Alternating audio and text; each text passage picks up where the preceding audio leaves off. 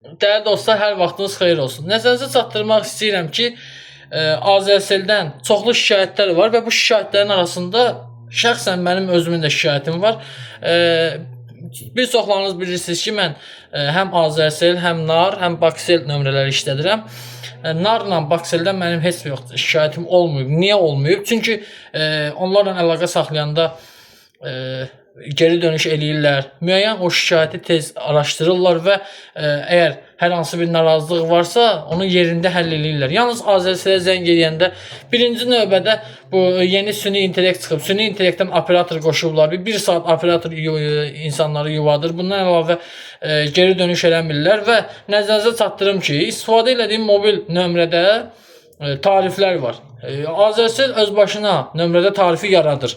Bundan əlavə həmin tarifə müəyyən qiymət qoyur və həmin qiyməti də balansdan çıxır. Təkcə oktyabr ayı ərzində mən telefonuma 101 manatlıq balans artımı eləmişəm və bu balans artımı ona görə eləmişəm ki, bildiyiniz kimi sosial media üzərində paylaşımlar eləyirəm və gün ərzində 24 saat internetimin açıq qalmağından ötürü müəyyən tariflərdən istifadə edirəm. Yalnız Azərselin bu qanunsuzluğu mən nəzərinizə çatdırım ki, hal-hazırda məni çox əsəbləşdirib. Operatorla əlaqə saxlayıram ki, bu günləri telefonuma bu qədər belə deyək 10 manatlıq kontur vurmuşam, bir nəfərlə danışmışam.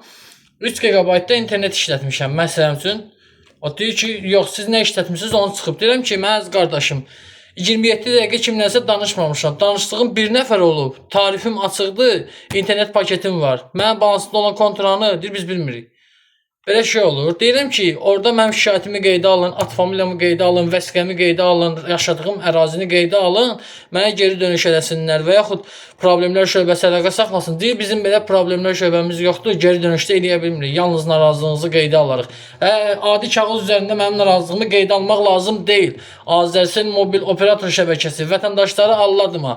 Mən bu gündən etibarən bu nömrəni istifadə eləməyəcəm. Bilirsiniz niyə bu nömrəni qırıb atacağam. Sizlərə də məsləhət görürəm ki, Azərsel istifadə eləməyin. Çünki Azərsel sizin cibinizə girir. Vətəndaşlara yaxşı münasibət göstərmir, geri dönüş eləmir.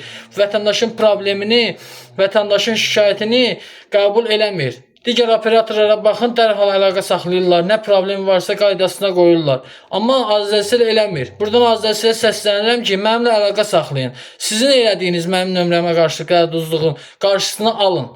Operatorlarınız düzgün danışmır. Mən bütün operatorlarınızın xidmətinə 0 yazıram. Operatorlarınız düzgün danışmır. Bu düzgün mövqe deyil. Əgər siz bu gün ölkədə mobil şəbəkəsinizsə, hər yerdə reklamınızı eləyirsinizsə, vətəndaşa qarşı belə haqsızlıqlar eləməyin. Mən bununla bağlı rəsmi qaydada müraciət edəcəm və bütün sosial mediada bununla bağlı mənim danışıqlarım davam edəcək. Xahiş edirəm Azərselin rəhbərliyindən, problemlər şöbəsindən, yaxud PR menecerlərdən mənimlə əlaqə saxlasınlar.